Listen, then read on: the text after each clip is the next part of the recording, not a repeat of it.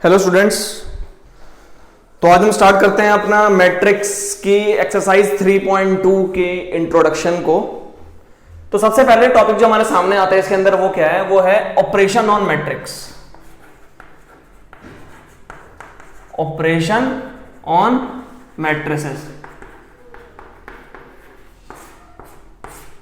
कुछ मैट्रिसेस या मैट्रिसेस के साथ हम ऑपरेशन कैसे कैसे करते हैं। यहां ऑपरेशन से मतलब प्लस माइनस मल्टीप्लाई से है। मैंने यहां पे डिवाइड का नाम नहीं लिया क्योंकि उसको हम सेपरेटली पढ़ेंगे, ठीक है ना। तो और सेकंड चीज क्या कहते हैं, हम आगे जाके ये भी जानेंगे कि मैट्रिक्स के केस में डिवीजन नहीं होता, ठीक है। तो उसको कैसे करेंगे, क्या करेंगे, बाकी बातें हैं। अभी हम पढ़ेंगे एडिशन, सब्ट्रैक्शन और मल्टीप्लिकेशन के बारे में। तो सबसे पहला ऑपरेशन, एडिशन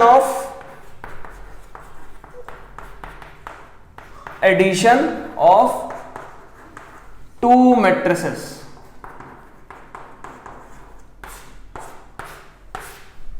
साथ साथ में मैं आपका एग्जांपल देता चलूंगा जिससे कि आपको चीज क्लियर होती चले। तो हम इसके लिए एग्जांपल नंबर 6 करेंगे, जिसको मैं यहां लिख देता हूं, जिससे आप लोगों का समझना आसान हो जाएगा कि कैसे कैसे क्या क्या होना है। एग्जांपल 6 में वो कह रहे हैं गिवन मैट्रिक्स ए, उन्होंने एक मैट्रिक्स दे रखी है ए इक्वल टू √3 1 -1 2 3 0 एंड एक बी मैट्रिक्स दे रखी है 2 √5 1 -2 3 1/2। और हमें इसमें फाइंड करना है a plus B. Find a plus B मतलब बेसिकली दोनों मैट्रिक्स को ऐड करना है। आगे बढ़ने से पहले जरा बस मैं इतना कर दूं कि मैं अपने दोनों मैट्रिक्स जो गिवन दे रखी हैं उन दोनों के ऑर्डर लिख लेता हूं कि दोनों के ऑर्डर क्या क्या। तो क्योंकि मैंने बताया था मैट्रिक्स में ऑर्डर सबसे ज्यादा क्या कहते हैं डिपेंड करेगा हमारे हर चीज के अंदर। तो अगर मैं यहां बात करूं, इसमें 2 रो है 3 कॉलम है, तो ये 2/3, इसके अंदर भी 2/3 ऑर्डर है इसका। बात करते हैं कि दो मैट्रिक्स अगर हमारे सामने कभी कोई आ जाए तो उसको ऐड कैसे करेंगे। तो देखो जरा, हमें सिंपल कुछ छोटी सी बात याद रखनी है इसके अंदर। वो क्या, सबसे पहली चीज, दो मैट्रिक्स तभी ऐड करेंगे जब उन दोनों का ऑर्डर सेम होगा। नोट करके ये बातें लिख लेना है यहां पे।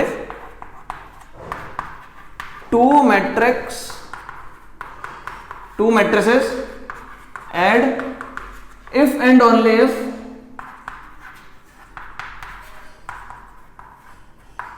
There order are same. जैसे कि मैं यहां पे देख लूं, इस मैट्रिक्स का ऑर्डर भी 2/3 है, इस मैट्रिक्स का ऑर्डर भी 2/3 है, मतलब इसमें भी 2 कॉलम है, 2 रो है 3 कॉलम है, इसमें भी 2 रो है 3 कॉलम है, तो ये दोनों मैट्रिक्स ऐड हो सकते हैं। अब ये तो हुआ कंडीशन, क्या कहते हैं, necessary condition, necessary condition for addition, कि दो मैट्रिक्स ऐड तभी करेंगे जब उनका ऑर्डर सेम होगा।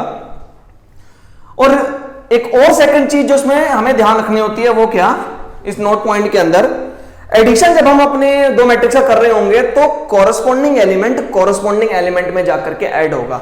मतलब कि अगर मैं एक मैट्रिक्स यहां पे आपको लिख के दूं, एक मैट्रिक्स है मेरे पास A11 A12 A21 A22, आपको याद होगा किसी एलिमेंट का एड्रेस कैसे करते थे हम। ये मैंने एक 2/2 की मैट्रिक्स ले ली, एक मैंने बी मैट्रिक्स ली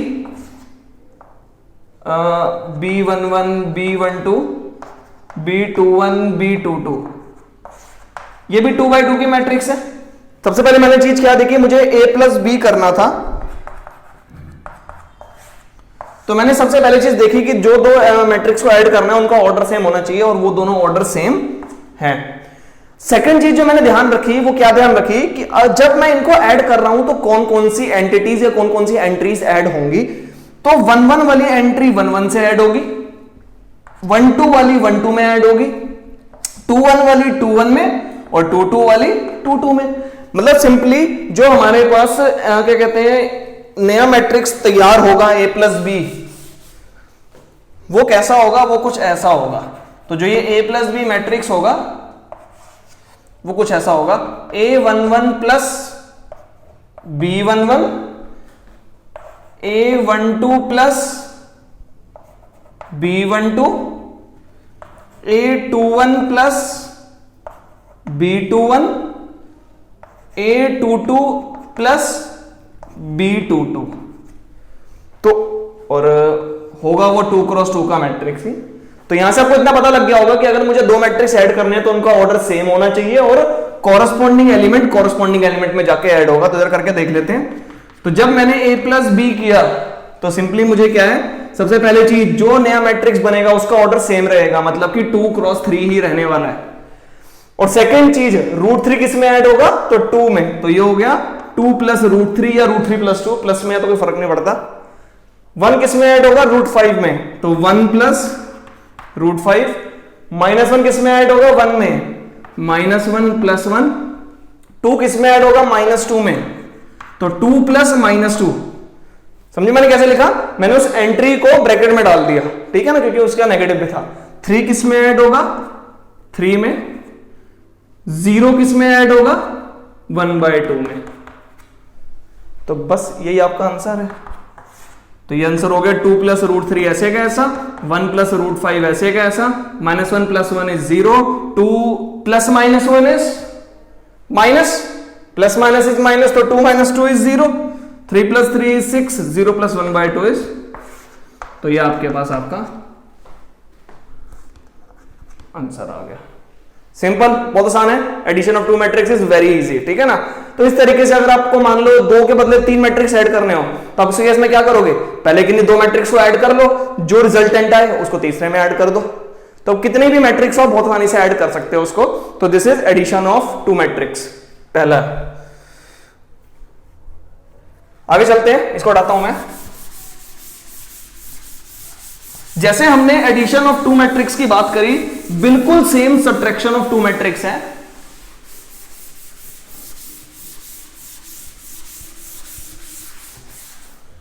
बिल्कुल सेम है सेकंड ऑपरेशन हमारा।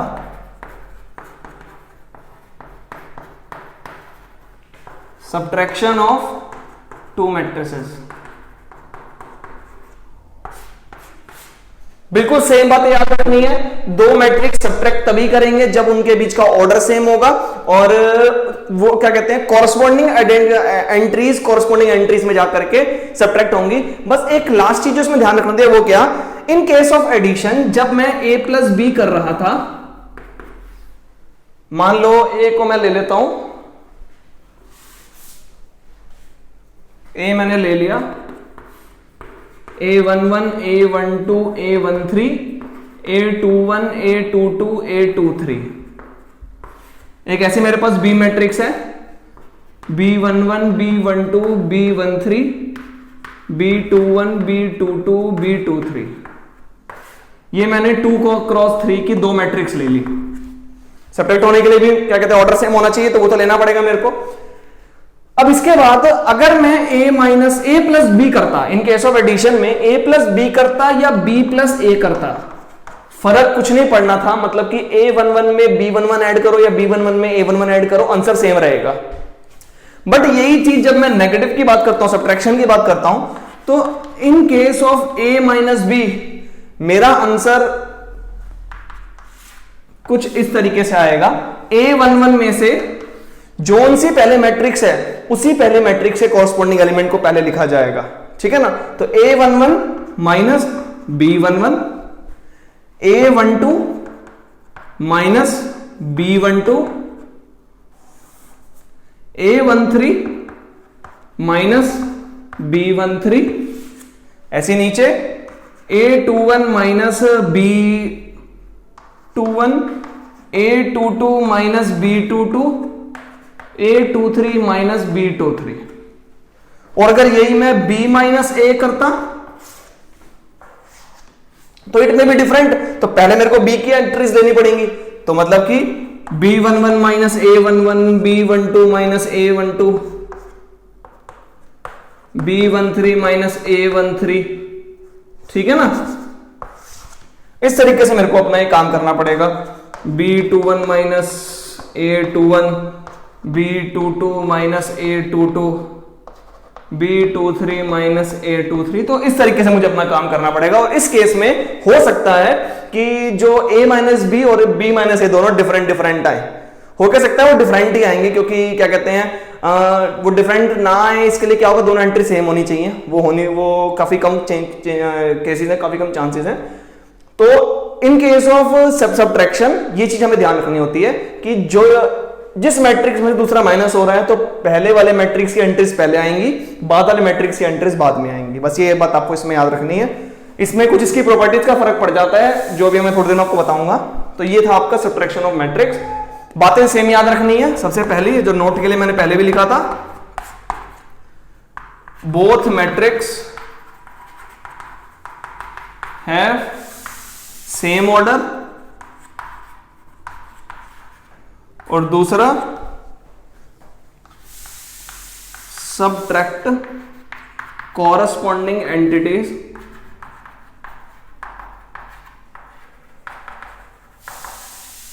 subtract corresponding entries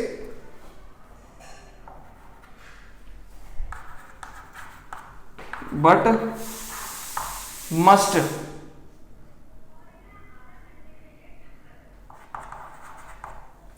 consider the order.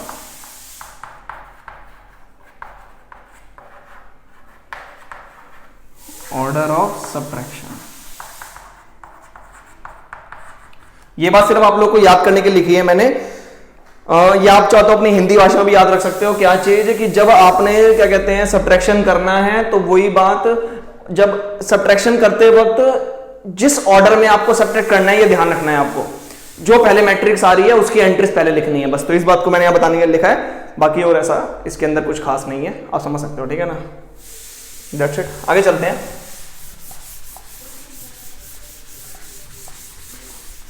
अब हमारे पास आता है मल्टीप्लिकेशन ऑफ मैट्रिक्स, और मल्टीप्लिकेशन ऑफ मैट्रिक्स से पहले एक छोटा टॉपिक आता है multiplication of matrix by scalar number. ये भी सब्ट्रैक्शन पे भी एक दो क्वेश्चन करा दूंगा मैं, तो उसमें वैसी कोई बड़ी वो नहीं है। अगला क्या आता है, multiplication of matrix by scalar number.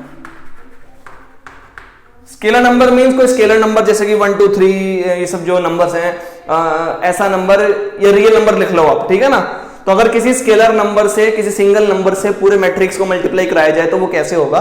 तो वेरी सिंपल, अगर आपके पास मान लो कोई एक मैट्रिक्स है A11 A12 A13 A21 A22 A23, ये आपके पास 2 क्रॉस 3 की मैट्रिक्स है। ऑर्डर यहां पे कोई मैटर नहीं कर रहा, ऑर्डर जैसा मर्जी भी हो, मैट्रिक्स जितना मर्जी बढ़ाओ। अगर आपने किसी कांस्टेंट नंबर से, किसी स्केलर नंबर से मैट्रिक्स को मल्टीप्लाई कराया तो वो कैसे होगा। तो देखो जरा कि A11 A12 A13 A21 A22 A23। अब सिंपली ये जब नंबर अंदर मैट्रिक्स में आप एब्जॉर्ब कराओगे तो ये हर एक एंट्रीज के साथ जाकर के मल्टीप्लाई हो जाएगा। दैट्स इट, सिंपल इतना ही है कि जब भी कोई स्केलर नंबर किसी मैट्रिक्स से मल्टीप्लाई करेगा तो मैट्रिक्स के हर एक एंट्री से जाकर मल्टीप्लाई हो जाएगा। मतलब कि कुछ ऐसे KA11 KA12 KA13 KA21 KA22 KA23। Example ले सकते हो आप, एक मिनट आपकी बुक से ले लेते हैं एग्जाम्पल कोई। एग्जाम्पल नंबर 7 देखो, इससे आप लोगों को काफी कुछ क्या कहते हैं अपना सब्ट्रैक्शन वाला जो टॉपिक था उसका भी एग्जाम्पल क्लियर हो जाएगा और स्केलर वाला भी इसमें इंक्लूड हो जाएगा। एग्जाम्पल नंबर 7 है, वो कह रहे हैं A इज इक्वल टू 1 2 3 2 3 1। एक मैट्रिक्स दे रखा है 1 2 3 2 3 1, ये 2 क्रॉस 3 का मैट्रिक्स है। दूसरा मैट्रिक्स B दे रखा है, B इक्वल टू 3 -1 3 एंड -1 0 2। वो कह रहे हैं देन फाइंड करना है हमको, क्या फाइंड करना है 2A माइनस B। तो हमको ये सॉल्व करना है। तो देखो जरा A हमारे सामने है, तो जरा सिर्फ पहले मैं 2A सॉल्व कर लेता हूं। अगर A मेरा ये है तो 2A क्या होगा, तो मैंने सिंपल अभी बताया, अपनी पूरी मैट्रिक्स जो आपकी मैट्रिक्स है आपकी 1 2 3 2 3 1, अपने उस स्केलर नंबर को मैट्रिक्स की हर एक एंट्री से मल्टीप्लाई करा दो। मतलब कि 2A क्या हो जाएगा, तो 2A हो जाएगा 2 1 जा 2, 2 2 जा 4, 2 3 जा 6, 2 2 जा 4, 2 3 जा 6, 2 1 जा 2। तो this is nothing but 2a। अब इस 2a में से मुझे b को माइनस करना है।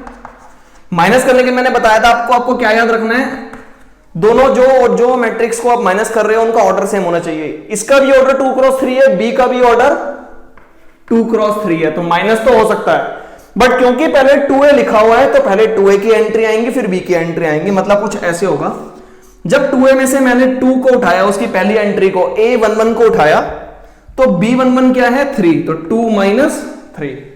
दूसरा 4 माइनस, अब -1 पहले से लिखा है तो उसको मैं ब्रैकेट में लिख लेता हूं जिससे कंफ्यूजन ना हो। उसके बाद 6 माइनस 3, आगे 4 माइनस, अगेन -1 फिर से एंट्री है, 6 माइनस 0, उसके बाद 2 माइनस 2। तो यहां से हमारा आंसर आ जाएगा कितना, 2 minus 3 is -1, minus minus plus 4 plus 1 5, 6 minus 3 is 3, 4 minus minus plus, तो 4 plus 1 is 5, 6 minus 0 is 6, 2 minus 2 is 0। तो this is your answer. Very simple. इसमें आपने स्केलर नंबर देख लिया कैसे मल्टीप्लाई होता है और सब्ट्रैक्शन को भी देख लिया, दोनों इंक्लूड हो गए। वेरी इजी, आगे चलते हैं। ये सब चीजें आप लोग नोट करते चलना, ये चीजें आसान है, बट यही सब लास्ट क्लास की जो आसान चीजें थी, ये वाली आसान चीजें मिल मिलकर एक अच्छी चीज बन जाएगी, ठीक है ना। तो सब चीज आपको ध्यान से पढ़नी है। मैट्रिक्स चैप्टर स्कोरिंग चैप्टर है, इसमें किसी के नंबर कटने नहीं चाहिए। चलो जरा, तो ये था हमारे पास अभी addition, subtraction and multiplication of matrix by scalar number. इससे अगला टॉपिक जो हमारे पास, एक multiplication of matrix by scalar number में एक सब टॉपिक आता है तीसरा ना, तो 3.1 नाम दे दो उसको। क्या टॉपिक आता है ये आता है negative of a matrix, negative of matrix. इसका सिंपल मतलब क्या है कि अगर आपके पास कोई एक मैट्रिक्स है, से आपके पास ये मैट्रिक्स है 1 2 3 4, ये 2 क्रॉस 2 की मैट्रिक्स है हमारे पास, ठीक है ना। तो नेगेटिव ऑफ मैट्रिक्स, पेपर में क्वेश्चन आ गया find the negative of a matrix A, find negative of matrix A. तो सिंपल आपको क्या करना है, आपको simple minus of A find करना है, जिसका सिंपल मीनिंग है कि अपनी मैट्रिक्स को -1 से मल्टीप्लाई करा दो, और -1 is again a scalar number, multiply करा दो इसको ए से, तो कितना हो जाएगा ये -1 -2 -3 -4। तो this is negative of matrix A. बस इतना काम करना होता है नेगेटिव मैट्रिक्स, छोटा छोटा टॉपिक है बट आना सब चाहिए आपको, ठीक है ना। आगे चलते हैं।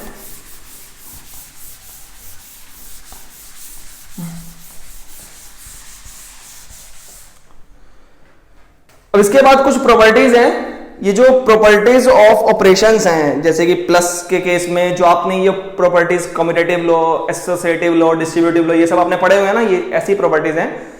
इन केस ऑफ मैट्रिक्स के केस में कैसे वर्क करती हैं उसके ऊपर है ये, तो ये हम एक साथ ही पढ़ लेंगे, मल्टीप्लिकेशन, एडिशन, सब्ट्रैक्शन, सबकी जितनी भी आती हैं, ठीक है ना। इसके बाद जरा हम आ जाते हैं अपने मल्टीप्लिकेशन ऑफ, कितना था 3.1 था ना, 4th। तो आखिरी ऑपरेशन आज की क्लास का वो क्या, मल्टीप्लिकेशन ऑफ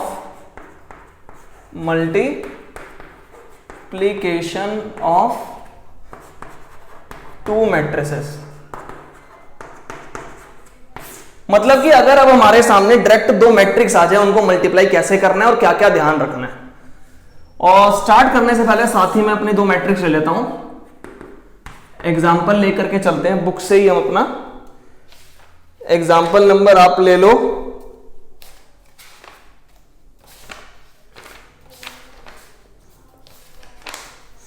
एग्जाम्पल नंबर 12 देखो, वो कह रहे हैं find A B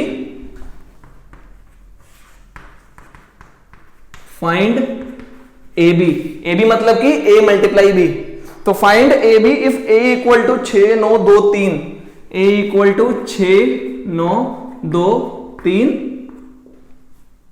and B equal to 2 6 0 7 9 8, 2 6 0 7 9 8। ये हमको दो मैट्रिक्स दे रखे हैं ए और बी।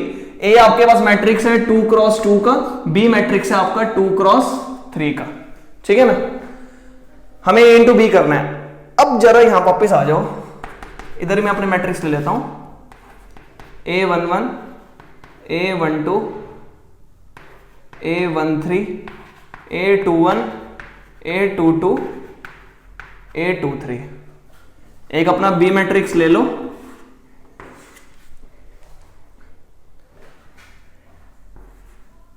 बी से लिख लेते हैं, B11 B12 B21 B22 B31 B32, ठीक है ना। ये मैंने एक मैट्रिक्स लिया अपना 2 क्रॉस 3 का, और एक ये मैट्रिक्स लिया मैंने 3 क्रॉस 2 का, 3 रो है 2 कॉलम है। अब सबसे पहले तो नेसेसरी कंडीशन की बात करते हैं। नेसेसरी कंडीशन फॉर मल्टीप्लिकेशन, अगर मुझे दो मैट्रिक्स को मल्टीप्लाई करना है तो वो कौन सी नेसेसरी कंडीशन है जिसका मुझे ध्यान रखना है, जिसके बिना दो मैट्रिक्स मल्टीप्लाई हो ही नहीं सकते।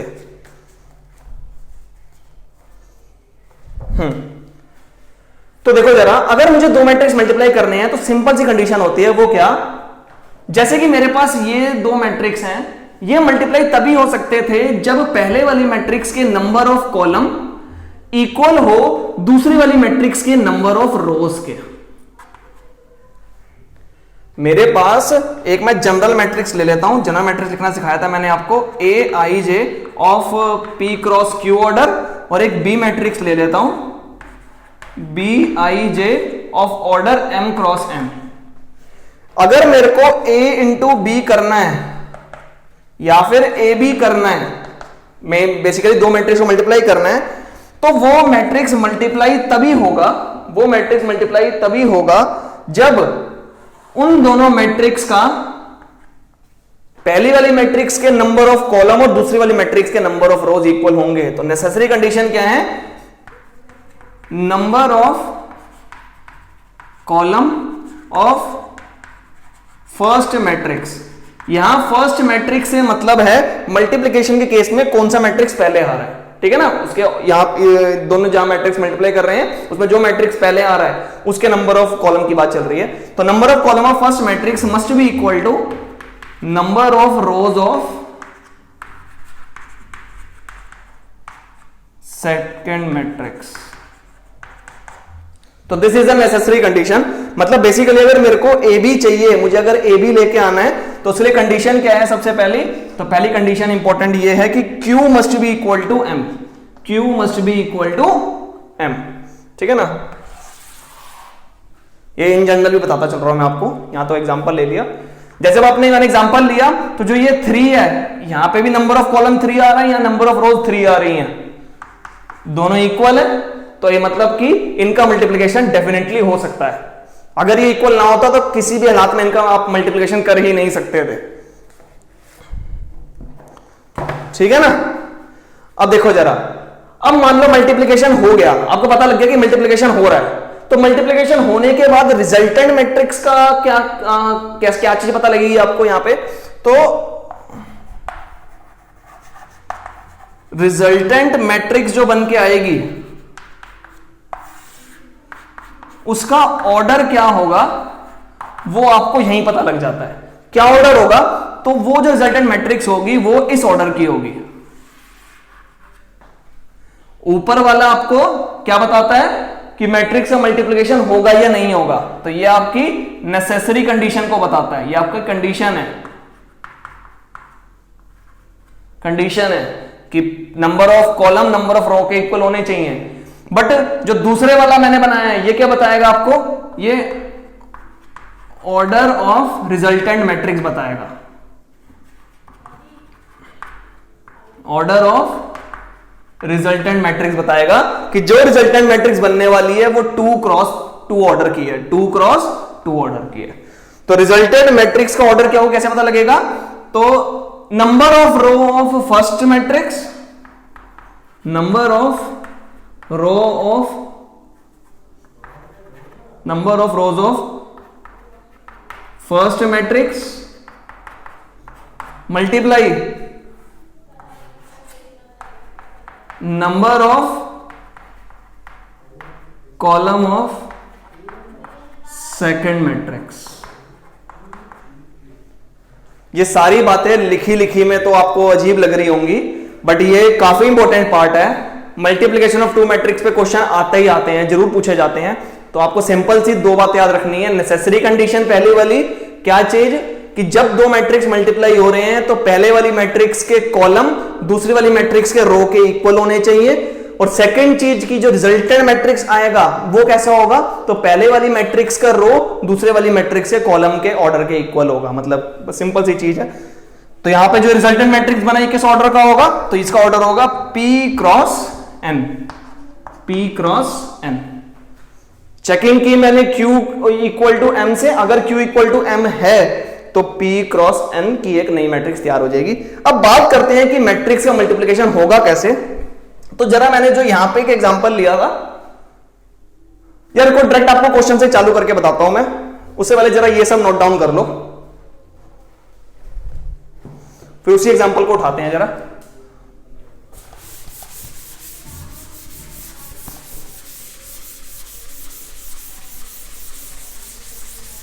इस पे दो तीन क्वेश्चन मैं खुद कराता हूं, आपको सब चीज क्लियर हो जाएगी उससे। तो देखो जरा, मुझे ए बी फाइंड करना है। तो ए बी फाइंड करने से पहले जरा मैंने अपनी नेसेसरी कंडीशन को देख लिया। यहीं पे मेरी नेसेसरी कंडीशन वो क्या, कि क्या पहले वाले मैट्रिक्स के कॉलम और दूसरे वाले मैट्रिक्स के रो इक्वल हैं? तो हां, वो दोनों इक्वल हैं, ये दोनों इक्वल हैं। अगर ये दोनों इक्वल है तो इसका मतलब कि जो रिजल्टेंट मेरा बनने वाला है, जो रिजल्टेंट मैट्रिक्स आने वाला है, उसका ऑर्डर क्या होगा, तो उसका ऑर्डर होगा 2 क्रॉस 3। पहले वाली मैट्रिक्स का रो दूसरे वाली मैट्रिक्स के कॉलम के 2 क्रॉस 3 का वो मेरा मैट्रिक्स होगा। तो मैंने पहले ही अपना एक मैट्रिक्स तैयार कर दिया, ये लो, कि भैया ये वो मेरा मैट्रिक्स बनने वाला है जिसका ऑर्डर है 2 क्रॉस 3। ठीक है ना। अब 2 क्रॉस 3 का है, मतलब कि इसमें 2 रो आने वाली हैं, 3 कॉलम आने वाले हैं। तो ये कुछ ऐसे होगा,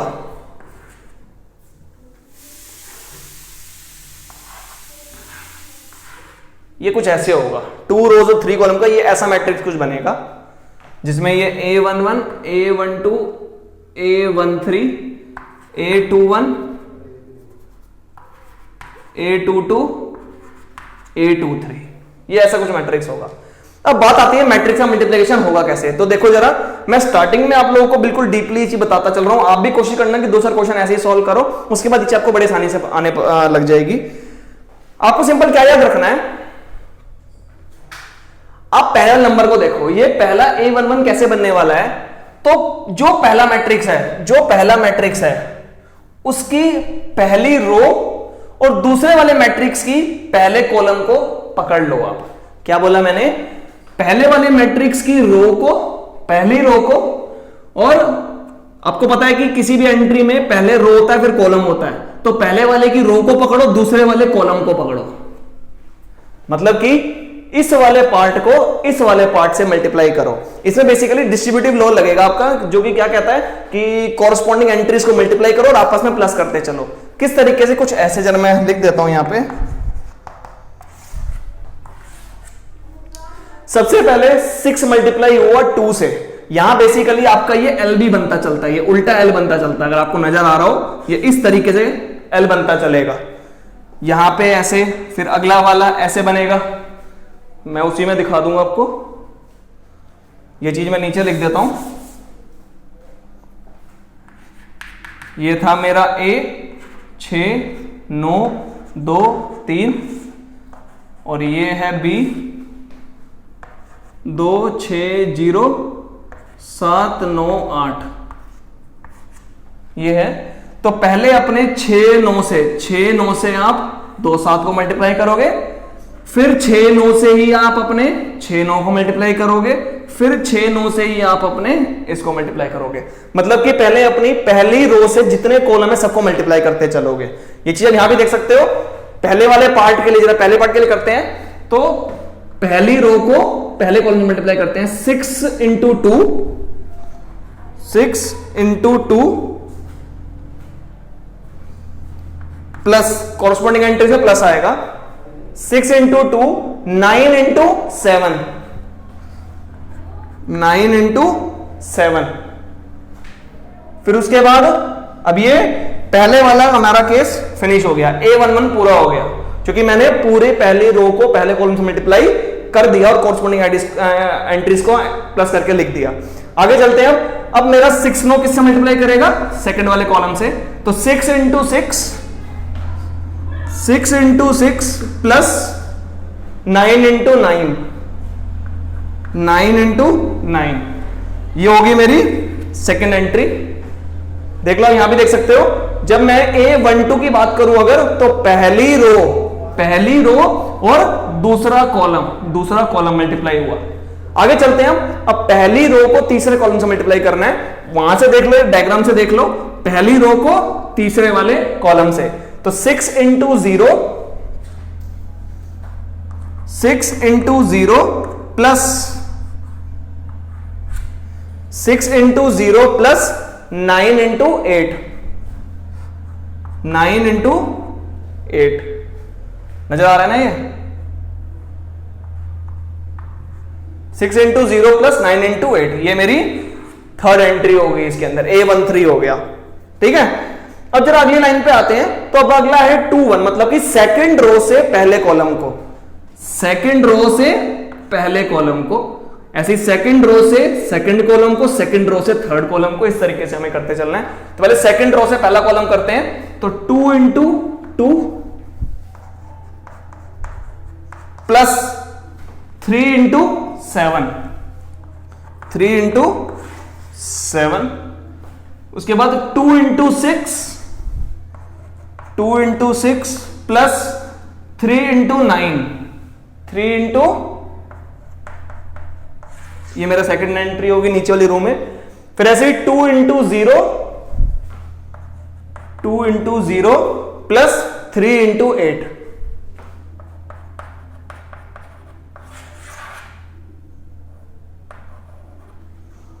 तो मेरे हिसाब से आप लोग को समझ आ गया होगा कि मल्टीप्लिकेशन कैसे करना है। बाकी इस पे आप प्रैक्टिस करोगे तो आपको चीज क्लियर होती चलेगी। अब कर दो multiply. 6 2 12 plus 9 7 63, 6 6 36 plus 9 9 81, 6 0 0 plus 9 8 72, 2 2 4 plus 7 3 21, 6 2 12 plus 9 3 27, 2 into 0 is 0 plus 8 3 24। तो ये सॉल्व करके हमारे पास हमारा फाइनल आंसर आ गया। वो क्या आया? 63। बस मैं इसे जल्दी से लिख देता हूं, टाइम वेस्ट ना हो आप सबका। तो ये आंसर आ गया 75 117 72 25 39 24। तो इस तरीके से आपका ये सॉल्व हो गया कि हाउ टू मल्टीप्लाई 2 मैट्रिक्स। जैसे मैंने सब्ट्रैक्शन में आप लोगों को कहा था कि a minus b minus a, ये दोनों अलग अलग बातें हैं, दोनों का आंसर अलग आएगा, दोनों सेम चीजें नहीं है। वैसे ही मल्टीप्लिकेशन में भी है। अगर आपने a से b को मल्टीप्लाई किया तो जरूरी नहीं है, सब्ट्रैक्शन में तो फिर भी जरूरी होता था कि जैसे a माइनस बी सॉल्व हो रहा है वैसे b माइनस a भी सॉल्व हो जाएगा, वो चाहे आंसर अलग आए। But in case of multiplication जरूरी नहीं है कि अगर a इंटू बी हो रहा है तो b इंटू a भी हो। इस बात को जरा मैं थोड़ा सा क्लियर कर देता हूं। पहले इसको सारे को हटा रहा हूं मैं। अभी ये शुरू में जब हमने मल्टीप्लाई किया तो इतना सब कुछ ध्यान रखा, अदरवाइज ये L वाला जो हमारा डायग्राम है सबसे बेस्ट है। अपनी एक रो को पकड़ो, एल बनाते चलो, उल्टा एल, दूसरी रो पकड़ो, एल बनाते चलो, ठीक है ना, सिंपल, बस ये काम करना है इसके अंदर।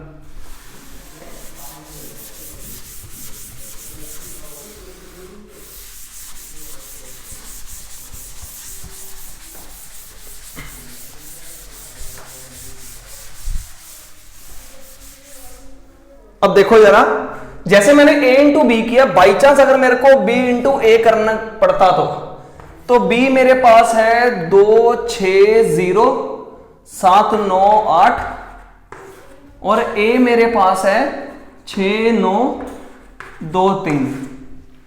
इसका मेरे पास है 2 क्रॉस 3 ऑर्डर, इसका ऑर्डर है 2 क्रॉस 2। मैंने कहा था मल्टीप्लिकेशन तभी होगा जब पहले वाले का कॉलम दूसरे वाले के रो इक्वल होंगे। क्या ये दोनों इक्वल हैं? भाई ये तो इक्वल ही नहीं है, और अगर ये इक्वल नहीं है तो there is no multiplication between b into A, मतलब कि b इंटू ए एग्जिस्ट ही नहीं करता, does not exist, it does not exist. तो कंडीशन का ये फायदा है, कंडीशन अगर आप ध्यान रखोगे तो मल्टीप्लीकेशन हो सकता है वो हो ही ना रही हो, तो आपको पहले ही पता लग जाएगा इस चीज का। अब इसके बाद प्रॉपर्टीज ऑफ क्या कहते हैं ऑपरेशंस बचती हैं हमारे पास, कि किस किस ऑपरेशन में क्या क्या प्रॉपर्टीज आती हैं, कि कम्यूटेटिव लॉ कहाँ होता है, असर्टिव लॉ कहाँ होता है, बट वो मैं अब अपनी नेक्स्ट वीडियो में कवर करूंगा। उसके अंदर ये प्रॉपर्टीज भी आ जाएंगी और साथ में मैं क्वेश्चन भी सॉल्व करवा दूंगा इसके अंदर। आज के लिए इतना, थैंक यू।